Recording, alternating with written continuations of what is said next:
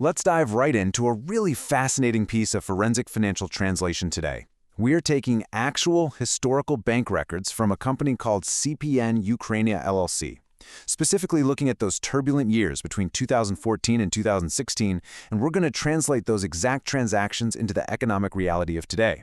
It's kind of like opening a financial time capsule, but instead of just staring at dusty old ledger numbers that don't mean much anymore, we're mathematically pulling them into the present date to understand their true, real-world scale. And to pull off this kind of time travel, we need a decoder ring. That ring is 44.7006. So what is that? Well, it's the official National Bank of Ukraine exchange rate for the US dollar as of August 2026. This single, specific number is the anchor for our entire analysis in this explainer. So we're applying a methodology we call a time travel valuation. Here is exactly how this works, impartially translating raw spare bank statements from 2014 to 2016 into modern reality. First, we take the historical Ukrainian hryvnia amount and convert it to US dollars using the exact historical exchange rate on the very day the transaction occurred, right? Then we take that stable dollar amount and multiply it by our current 44.7006 rate. This entirely strips away the severe distortion of inflation and currency devaluation. It gives us the plain truth. Here is our quick roadmap for the audit today. We're going to cover the economics of historical data, the contribution to authorized capital, real estate on Oberlin, the corporate fleet, company operational expenses, and finally, the real value of the assets.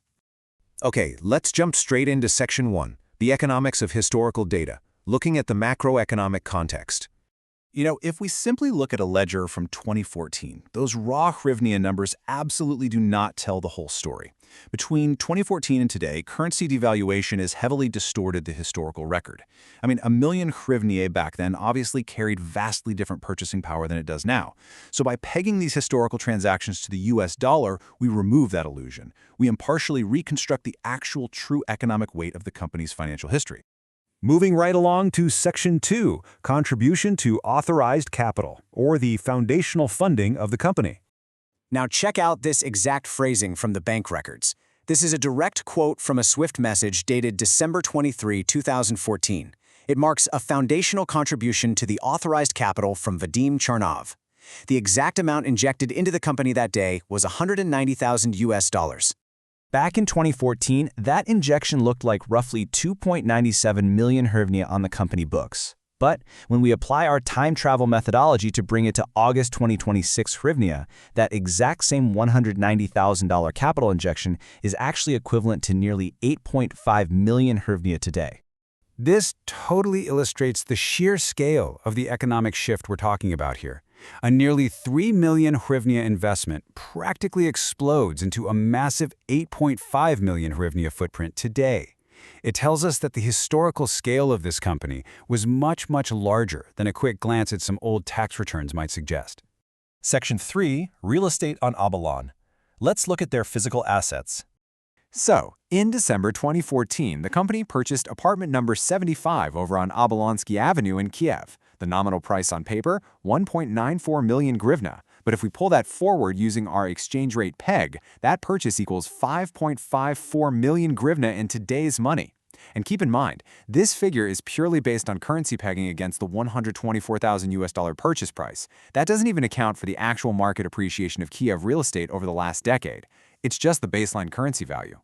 Actually, scratch that. It wasn't just a single payment. The real estate acquisition was a two-step process. You have that initial base purchase of $124,000.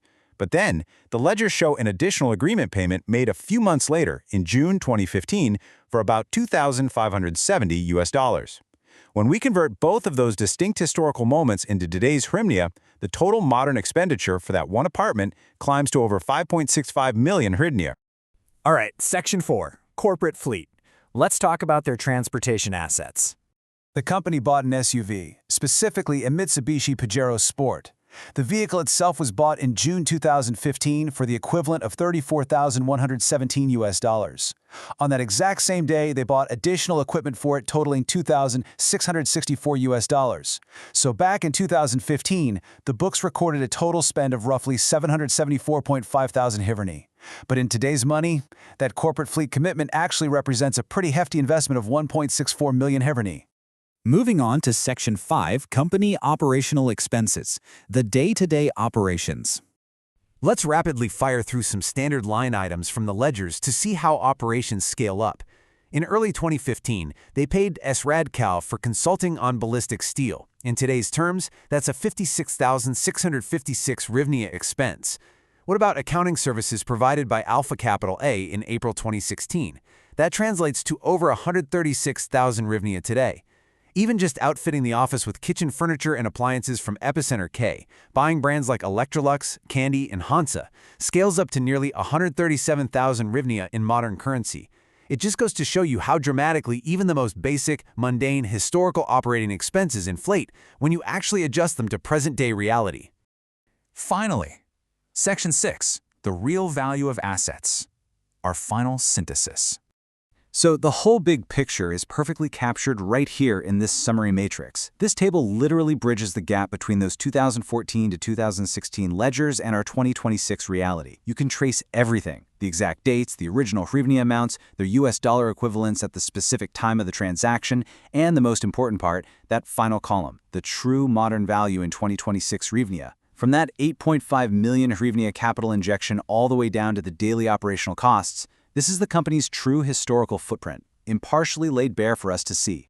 Now, if you're the kind of focused learner who loves diving into the raw data yourself, and I know a lot of you are, you absolutely don't have to just take my word for it. All of these formulas and the detailed day-by-day transaction breakdowns extracted straight out of the Sberbank statements are automatically recalculated and available for you to independently verify. You can actually grab the spreadsheet file. It's called KPN_current_prices.xlsx right now in your studio panel.